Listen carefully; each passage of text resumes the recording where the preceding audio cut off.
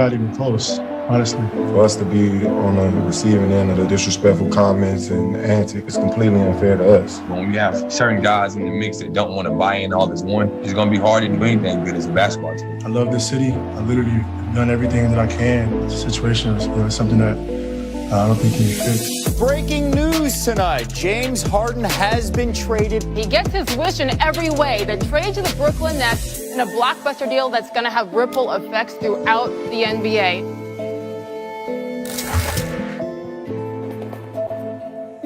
James Harden is a Brooklyn Net reunited, and it feels so good. That's with KD. What's going on, everybody? Welcome to First Take. Thank you for hanging with us for just a bit. Stephen A. Smith, Max Kellerman, I'm Molly Karen Rose. Fellas, let's get it. And we start by hearing from one, Kevin Durant. Losing teammates in Karis and Jarrett and Torian, but also welcoming in, a teammate in James Harden. I heard that's not even finalized yet, so I'll talk about it another time. I know you don't want to get into things until they are official, but looking into the past, what was it like to play with James? What do you remember about him as a teammate? Because you have played together. It was fun. Sure was fun. Take two. All right, here's the breakdown of the whole trade, fellas. Harden lands with the Nets, obviously. The Rockets get a package including Victor Oladipo, 4 first-round picks, and 4 first-round swaps. Indiana gets Karis LeVert, while Cleveland gets Jared Allen and Torian Prince. Max Kellerman, you are up first. What were your first thoughts when you heard this went down? So many. First, the Nets have to make the finals. They have to make the finals. Let's just assume for a second that Kyrie is on the team and will play for the Nets at some point this season. This is the only big three in the NBA. I don't mean there are 2 great players and here's their 3rd best player. I mean big 3. And whenever we've seen a big 3, they at least make the finals. Celtics put together Pierce and Garnett and Ray Allen. They won.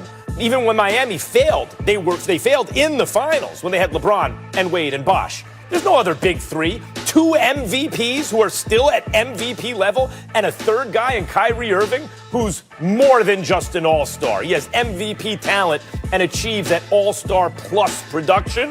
You have those 3 guys, you're supposed to get to the finals at least. And they had to make the deal. Earlier I said, no, you don't trade for James Harden, don't mess this up. But then Dinwiddie was lost for the season. So in fact, kind of counterintuitively, as you lost some depth, as the Nets lost depth and another ball handler in the backcourt, they actually had to lose more depth in order to get high-end talent to compensate. But they did lose depth. They lost Allen. They lost LeVert. And Houston got a haul. 4 firsts and 4 swaps. That's an amazing haul considering the leverage that Brooklyn had, because Harden was out of there. And this is what I mean when I say superstars, Stephen A. in the league, have all the leverage. What do I mean by that? Well, they can sign where they want when their deal is up, LeBron, KD, whomever, right? And they go from team to team. But because of that, guys like AD, say whatever you want about how long it took. AD wanted to go to the Lakers. Where did he wind up? The Lakers. Say whatever you want to say about Harden and the ups and downs. He said he wanted to go to Brooklyn. Where do you wind up? Brooklyn. Let this be a lesson to the owners in case they didn't already understand. If you have a superstar, an MVP caliber player, he's going to wind up where he says he wants to go anyway. Make the best deal you can. Now, finally, Stephen A., they have their work cut out for them. Not only is this not a good defensive team right now, but they're not adding a guy who's like a stalwart defender, in the first place. And James Harden, though his defense till this year, we'll throw this out, has improved through the years. And also, there's only one ball. And while KD is a super great player, with or without the ball, doesn't matter, James Harden and Kyrie Irving both really need and want and like that ball. So they have their work cut out for them. But this team is finals or bust this year.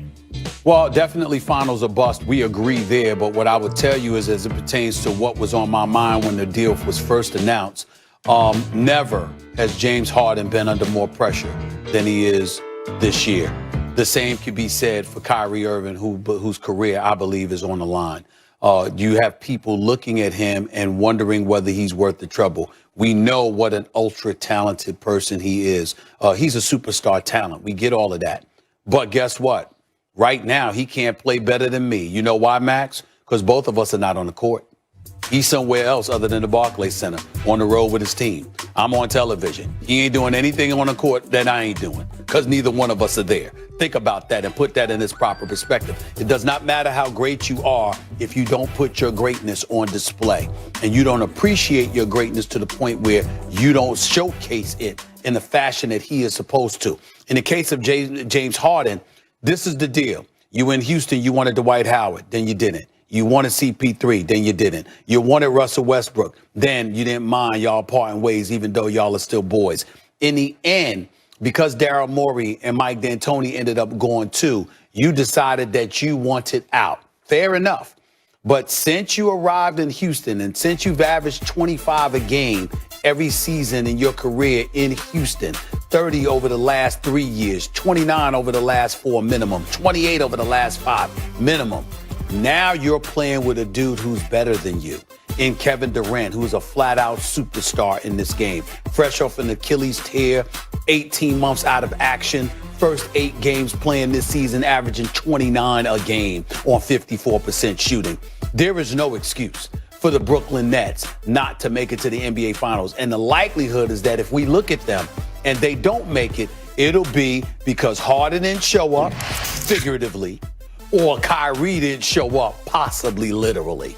And so as a result of that, I thought about the pressure that these two have on their shoulders because Kevin Durant is leading the pack. Not only is he a superstar, he is one of the most unselfish superstars we've ever witnessed on the basketball court. This dude was averaging 28 a game, shooting 17 shots a game. Kyrie was averaging 26 and shooting 20 a game. So think about that for a second here. And if somebody's going to sacrifice, who's going to sacrifice and make sure that Kevin Durant doesn't have to sacrifice any more than he already has? That's the question mark in all of this. Kevin Durant, as long as he goes out there and plays the way that he plays, we're not going to look at him.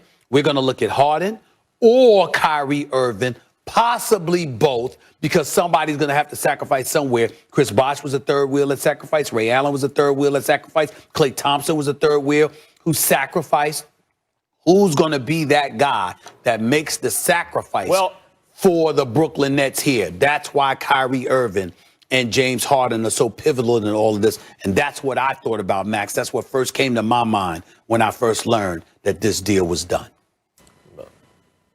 Obviously, those thoughts are legit. Only thing I would add in terms of who the pressure's on, I think there's a lot of focus on Kyrie because he seems to be melting right now, and James Harden because, okay, James, you want Dwight Howard, you want Russell Westbrook, you want Chris Paul, you want Russell Westbrook. Now, after a year, it doesn't work out. You want to go to Brooklyn. You're joining 2 other superstars. You better win. But in fact, Stephen A., think about who the best player on the team is. I think there's actually the most pressure on KD, strangely, because LeBron, wherever he goes, figures out a way to make it work. It's not just that he has supernatural passing ability. He knows how to lead a group of guys to the promised land. Whether or not they actually win the championship, he gets them there. Basically, every single year. New teammates, a malcontent, doesn't matter. He gets you to the championship, and you have a shot to win it when you have LeBron James. Larry Bird and Magic Johnson led teams to championships. Kobe Bryant led teams to championships, even after Shaq. Kevin Durant, his package as a player matches maybe favorably with anyone I just mentioned. He's taller, he's fast, he shoots at least as well as anyone I just mentioned, maybe better.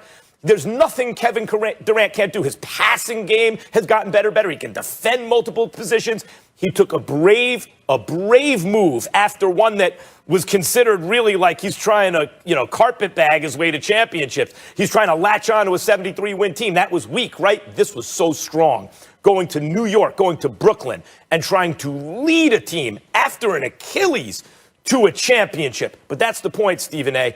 If it doesn't work out, even if it's Kyrie or if it's Harden that we can see, well, really, this guy wasn't behaving or this guy wasn't playing defense, the bottom line is it's KD who will have failed to do what LeBron did and what Magic and Bird did and Kobe did for so much of their careers, and obviously Michael Jordan. None of the guys I just mentioned is a superior package of basketball skill and talent and size than Kevin Durant. Now it's time for him to show that other component to his game, that he can lead a team, a talented team, to at least the finals. Well, that lengthy soliloquy notwithstanding, here's the reality of the situation, Max Kellerman. Tell me one time where LeBron James has had to deal with dual personalities like that.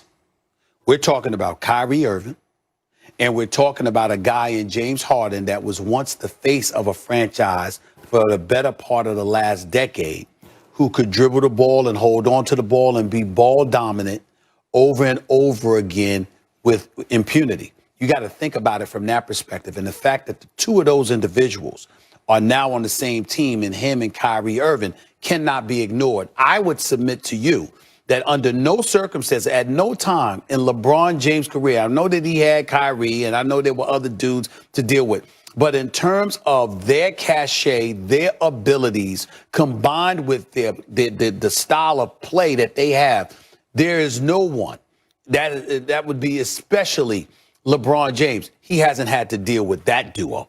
He might have had one of those dudes. He hasn't had to have two of them on the same team, particularly when he was new.